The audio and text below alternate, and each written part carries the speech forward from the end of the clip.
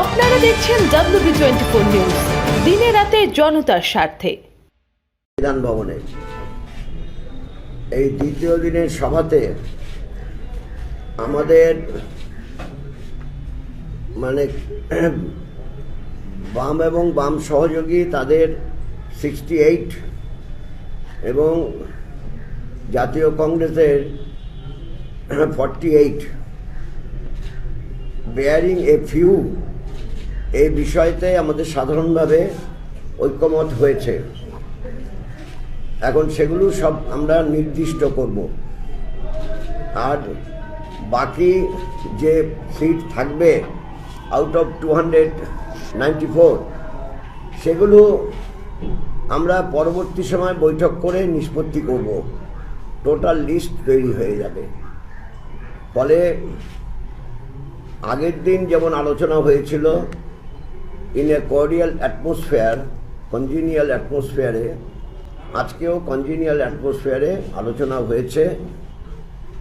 এখন বাকি বিষয়, টুকটাক কিছু বিষয়, সেগুলো নিষ্পত্তি হলে পর টোটাল লিস্ট তৈরি হয়ে যাবে। তখন আমরা টোটাল লিস্ট বলতে পারবো in the month of February. আমরা চেষ্টা করছি in the first leg of February সব কমপ্লিট করে ফেলতে। সেটা বোধহয় সম্ভবপর হবে। আর আমরা যেহেতু আমাদের রাজ্যে তৃণমূল এবং BJP, the BJP in all count is main enemy, but in West Bengal specific এই মেইন এনিমিকে হটাতে আমাদের তৃণমূলকে আনসিটেড করতে হবে। তৃণমূলকে আনসিট করতে হলে পর তৃণমূল বিজেপি বিরোধী যারাই এই লড়াই সংগ্রামে আমাদের সঙ্গে যুক্ত হতে চায় তাদের আমরা বামপন্থী সহযোগী এবং জাতীয় কংগ্রেস দল হিসাবেতে সবটাকেই খানিকটা অ্যাকোমোডেশনের দৃষ্টিভঙ্গিতে তৃণমূল বিজেপিকে পরাস্ত করার লক্ষ্যে এবারকার বিধানসভা নির্বাচনে অগ্রসর হবে। এই হচ্ছে মোদ্দা কথা। এখন শুনুন বাকি কথা।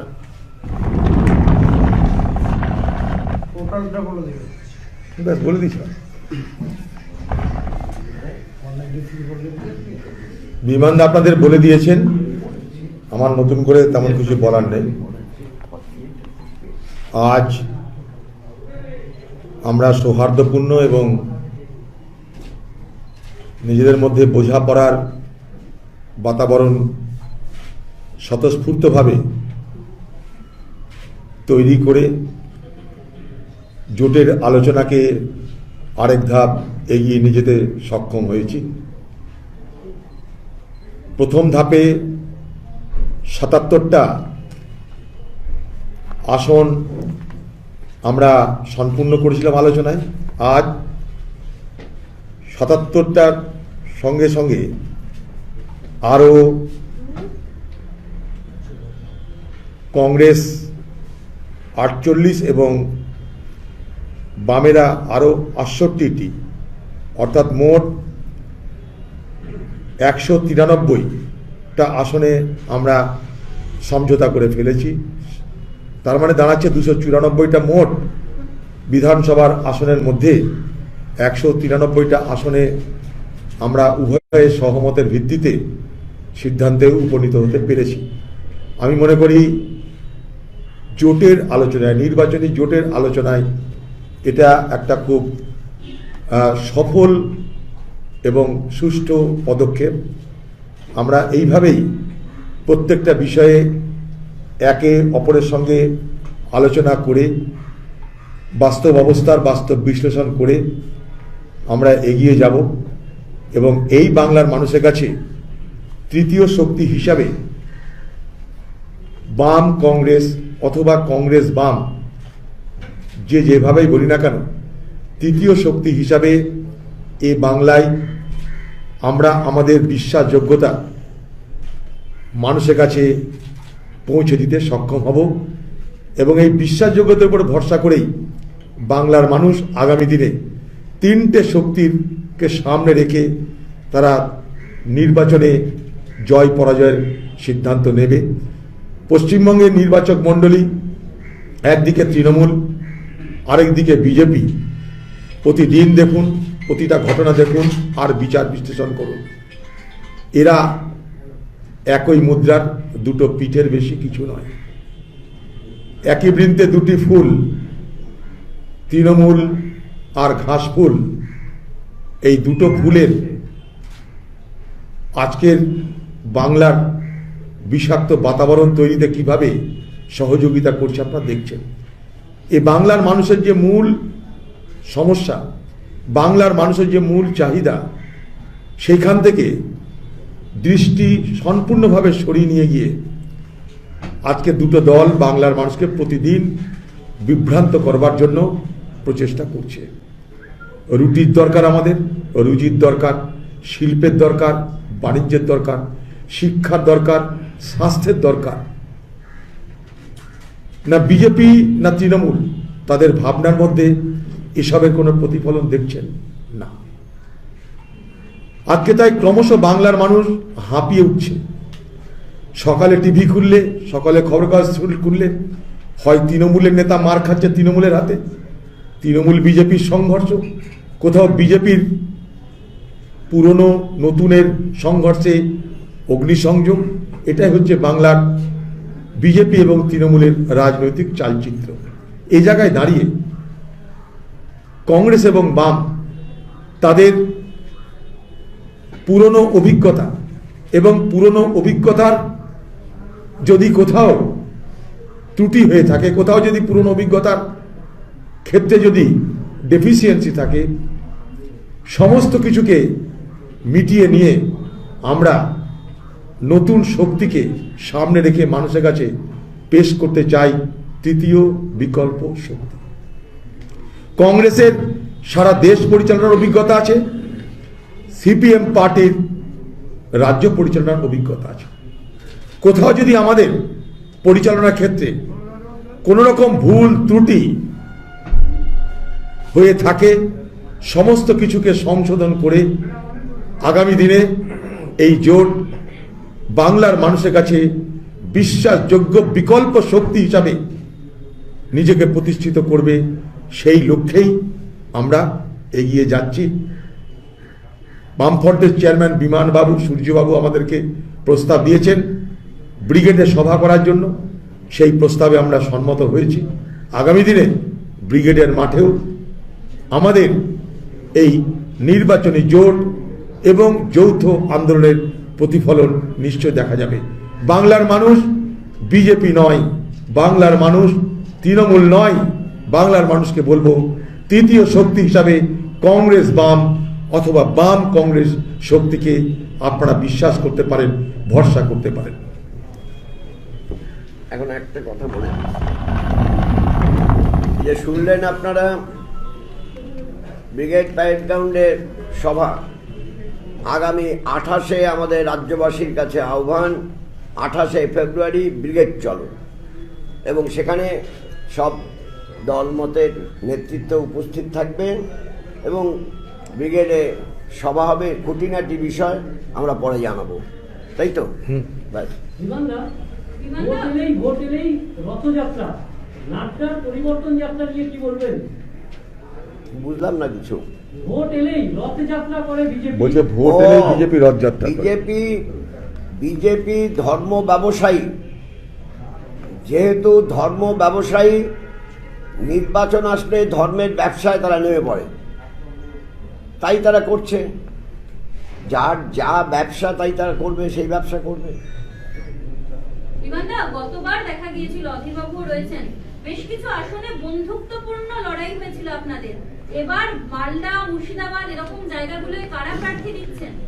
এবার যাতে সব বোঝাপড়ার মধ্য দিয়ে সুষ্ঠুভাবে হয় তার প্রচেষ্টা চলছে, এবং আমি বিশ্বাস করি আগামী দিনে যেটা বসবো আমরা, তখন সেটা নিষ্পত্তি করতে পারবো এখন যে প্রশ্নগুলো আসছে সেই প্রশ্নগুলো তখন হয়তো নিষ্পত্তি হবে। সীতারাম ইয়েচুরি রাহুল গান্ধী আসবেন ব্রিগেডে? সেটা কথাবার্তা বলা হবে, কথাবার্তা নিশ্চয়ই বলা হবে। মুখ্যমন্ত্রী গ্রেটার বাংলা বানাতে চাইছেন।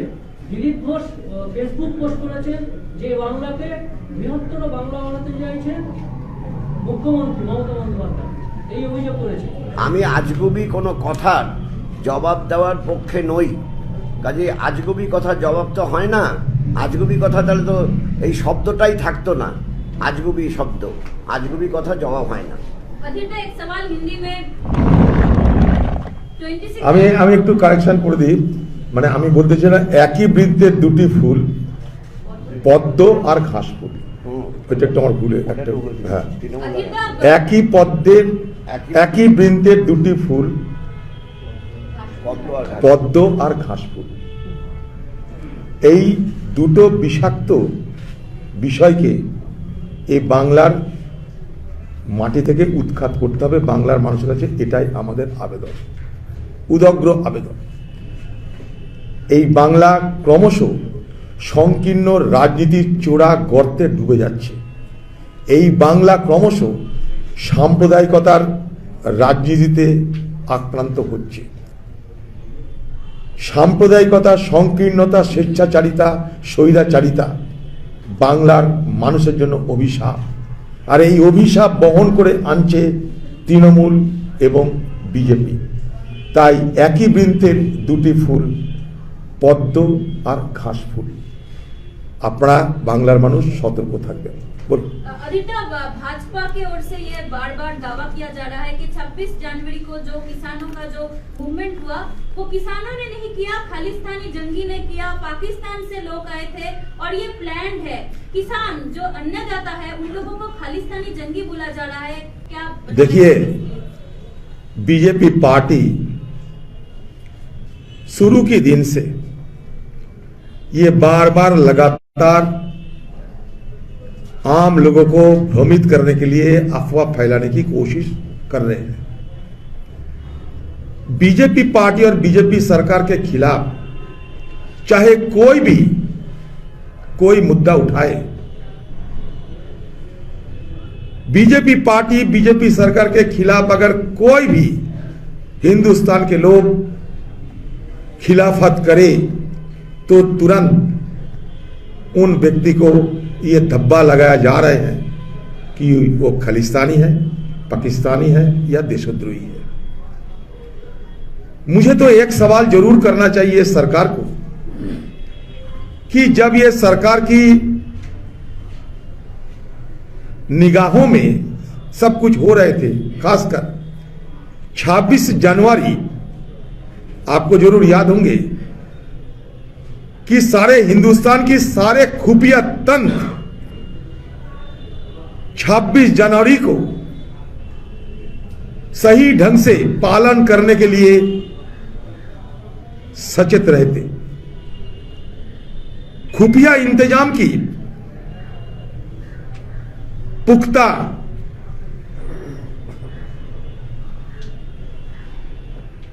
उस दिन था या नहीं, ये सवाल जरूर उठेगा।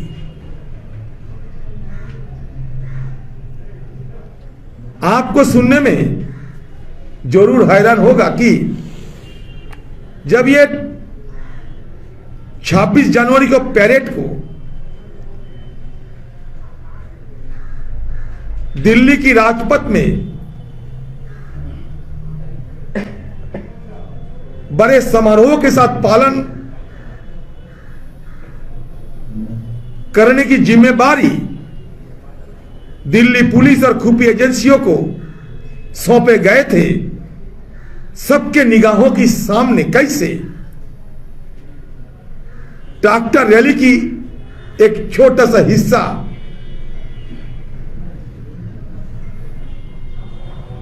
सरकार से चर्चा के दौरान इजाजत मिलने के बाद जो रास्ता तय हुआ था उस रास्ता से भटकते हुए कैसे रेड फोर्ट तक पहुंच गए थे, ये गलती किसका है?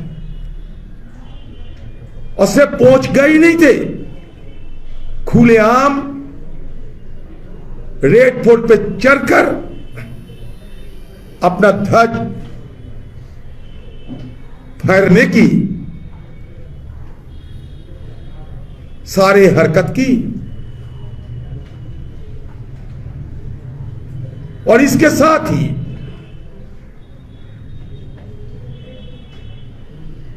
अपना ध्वज फहराने की सारे तस्वीर उन्होंने रेड फोर्ट में खड़ा होकर अपने फेसबुक पे लोड भी कर रहे थे।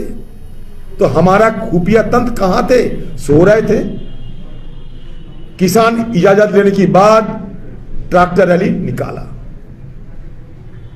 राहों से अगर भटक के वो